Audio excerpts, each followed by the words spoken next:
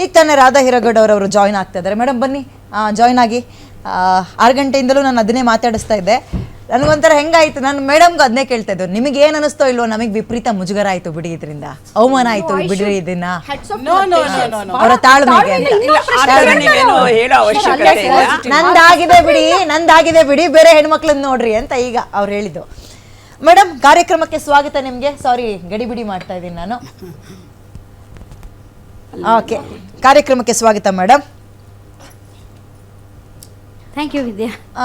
ಈಗಲೂ ನಿರೀಕ್ಷೆ ಮಾಡ್ತಾ ಇದ್ದೀನಿ, ಏನಾದರೂ ತಪ್ಪಾಯ್ತು ಬಿಡಮ್ಮ, ಹೇಳ್ಬಾರ್ದಿತ್ತು ಹೇಳ್ದೆ ಬಿಡಮ್ಮ, ಗೊತ್ತಾಗ್ಲಿಲ್ಲ ಹೇಳ್ದೆ ಬಿಡಮ್ಮ, ಈ ಥರದ್ದು ಕಾಂಗ್ರೆಸ್ ಕಡೆಯಿಂದ, ದೇಶಪಾಂಡೆ ಅವ್ರ ಕಡೆಯಿಂದ ನಿಮ್ಗೊಂದು ಫೋನ್ ಮೆಸೇಜ್ ಏನಾದರೂ ಬಂತಾ?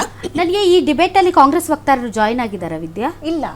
ಓಕೆ, ಸೊ ಕೇಳ್ದೆ ಫೋನ್ ರಿಸೀವ್ ಮಾಡ್ತಾ ಅಲ್ಲ, ಕಾಂಗ್ರೆಸ್ ವಕ್ತಾರರೇ ಜಾಯಿನ್ ಆಗಿಲ್ಲ ಇವತ್ತಿನ ಡಿಬೇಟ್ಗೆ ಅಂತಂದ್ರೆ, ಊರಿಗೆ ಮುಂಚೆ ಮಹಿಳೆಯರ ಸಬಲೀಕರಣ, ಗ್ಯಾರಂಟಿ, ಶಕ್ತಿ ಅಂತ ಮಾತಾಡುವಂತಹ ಕಾಂಗ್ರೆಸ್ ಪಾರ್ಟಿ ಇವತ್ತು ಈ ಡಿಸ್ಕಷನ್ಗೆ ಜಾಯಿನ್ ಆಗಿಲ್ಲ ಅಂತ ಅಂದರೆ ಇದರ ಅರ್ಥ ನೀವೇ ಅರ್ಥ ಮಾಡ್ಕೊಳ್ಬೇಕು, ಅವರು ಈ ವಿಷಯದಲ್ಲಿ ಎಷ್ಟು ಸೀರಿಯಸ್ ಆಗಿದ್ದಾರೆ ಅಂತ, ಈ ವಿಚಾರದ ಬಗ್ಗೆ ಎಷ್ಟು ಸೀರಿಯಸ್ ಆಗಿದ್ದಾರೆ ಅಂತ. ಎಲ್ಲೋದ್ರೂ ಇವರು ಮಹಿಳಾ ಪರ ಹೋರಾಟಗಾರರು ಎಲ್ಲ ಕಾಂಗ್ರೆಸ್ ಅವರು, ಎಲ್ಲೋದ್ರು ಅವರೆಲ್ಲ, ಎಲ್ಲೋದ್ರು ಎಲ್ಲ ಶಾಸಕರು ಮತ್ತು ಸಚಿವರು ಇವರೆಲ್ಲ ಮಾತೆತ್ತಿದ್ರೆ ನಾವು ಮಹಿಳಾ ಪರ ಅಂತ ಡೈಲಾಗ್ ಹೊಡಿತಾರಲ್ಲ, ನಿಮ್ಗೆ ಗೊತ್ತಾಗಿಲ್ವ ಮಹಿಳೆಗೆ ಅದೇನ್ರಿ ಅದು ಕಣ್ಣು ಹೊಡೆದ್ಬಿಟ್ಟು ಹಿಂಗೆ ಕಣ್ಣು ಹೊಡೆದ್ಬಿಟ್ಟು ಚೇಲಾಗ ಚಪ್ಪಾಳೆ ಹೊಡಿತಾರೆ ಅಂತ,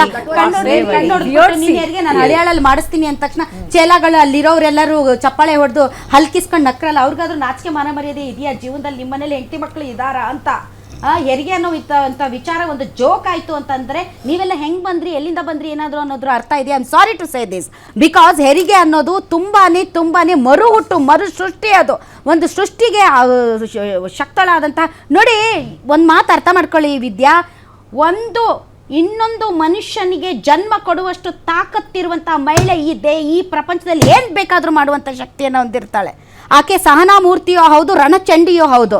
ಬೇಸಿಕಲಿ ನಾನು ಯಾವತ್ತೂ ಕೂಡ ಇಂತಹ ವಿಚಾರಗಳನ್ನ ಸಹಿಸ್ಕೊಳ್ಳೋದಿಲ್ಲ. ಬಟ್ ಅವತ್ತು ಯಾಕೆ ನಾನು ಸಹನೆಯಿಂದ ಇದ್ದೆ ಅಂದರೆ, ಅವತ್ತು ಆ ಸಂಭ್ರಮದ ಕ್ಷಣಗಳು ಯಾಕೆ ಅಂದರೆ ಇವರಿಗೆ ಅದು ಸಂಭ್ರಮದ ಕ್ಷಣಗಳಲ್ಲ, ಇವರಿಗೆ ಅದು ಉಡಾಫೆ ಉತ್ತರ, ಅಲ್ಲಿರುವವರಿಗೆ ಸಂಭ್ರಮದ ಕ್ಷಣಗಳು. ಆ ಸಂಭ್ರಮವನ್ನು ಹಾಳು ಮಾಡಬಾರ್ದು.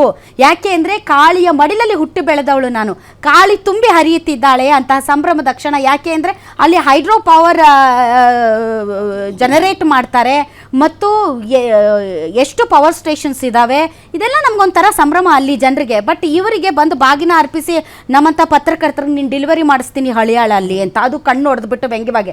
ಆಮೇಲೆ ನೋಡಿ ಅದು ಯಾರಿಗದ ಅನ್ನೋದು ಅಂತ ತಮ್ಮ ಮನೆಯಲ್ಲಿರೋ ಹೆಣ್ಮಕ್ಳಿಗೂ ಈ ತರ ಇರೋದು.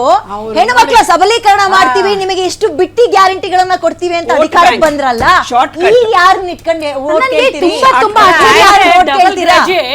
Double graduate the way he reacted, ವಿದ್ಯಾಭ್ಯಾಸದ ಕೊರತೆ ಅಲ್ಲ, ವಿದ್ಯಾಭ್ಯಾಸನ ಅಲ್ಲಿ ತರದೇ ಬೇಡ. ಸಂಸ್ಕಾರ, ಸೌಜನ್ಯ, ಪ್ರಬುದ್ಧತೆ ಎಲ್ಲ ತಿಳ್ಕೊಂಡಿರ್ತಾರೆ. ಇಲ್ಲ, ಇಲ್ಲಿಯವರೆಗೆ ನಾನು ಹೇಳೋದು ಗುಣಕ್ಕೆ ಮತ್ಸರ ಬೇಡ. ಇಲ್ಲಿಯವರೆಗೆ ದೇಶಪಾಂಡೆ ಅವರು ಈ ತರ ಮಾತಾಡಿರೋದು ನಾನು ನೋಡೇ ಇಲ್ಲ, ಕೇಳಿಸ್ಕೊಂಡೇ ಇಲ್ಲ. ತುಂಬಾ ಸೆನ್ಸಿಬಲ್, ತುಂಬಾ ಪತ್ರಕರ್ತರನ್ನ ಮಾತಾಡುವಾಗ್ಲೂ ಕೂಡ ತುಂಬಾ ಅವರು ಎಲ್ಲೂ ಕಷ್ಟಕ್ಕೆ ಸಿಗಾಕೊಳ್ಳದ ರೀತಿಯಲ್ಲಿ ಸ್ಟೇಟ್ಮೆಂಟ್ ಕೊಡ್ತಾರೆ, ಪತ್ರಕರ್ತರಿಗೆ ಸಿಗೋದಿಲ್ಲ.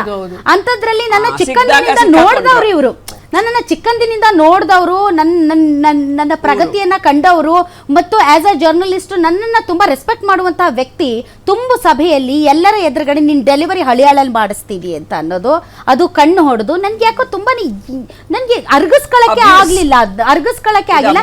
ಇಲ್ಲಿಯವರೆಗೆ ಅನುದಾನ ಸಿಗದೆ ಇರಬಹುದು.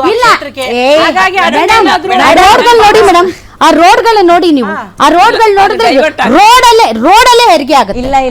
ರೋಡಲ್ಲೇ ಹೆರಿಗೆ ಆಗುತ್ತೆ. ಆ ತರ ರೋಡ್ ಅಧಿಕಾರ ಸಿಕ್ಕಿದೆ, ಅದೆಲ್ಲ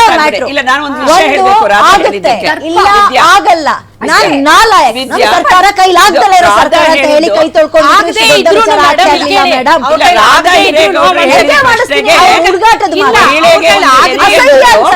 ಮಹಿಳೆಗೆ ಹೆರಿಗೆ ಅನ್ನೋದು ಒಂದು ಮರು ಹುಟ್ಟು ಅಂತ ಏನ್ ಹೇಳಿದ್ರು, ಅದು ಸೀರಿಯಸ್ ಪಾಯಿಂಟ್ ಇಲ್ಲಿ.